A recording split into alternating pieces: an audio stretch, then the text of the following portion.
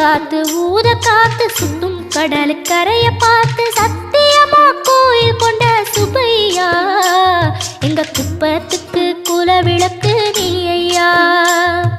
திருச்செந்தூர் ஆண்டவனே வேல் முருகா தினம் உனக்கு நன்றி சொல்வோம் மால் மருகா.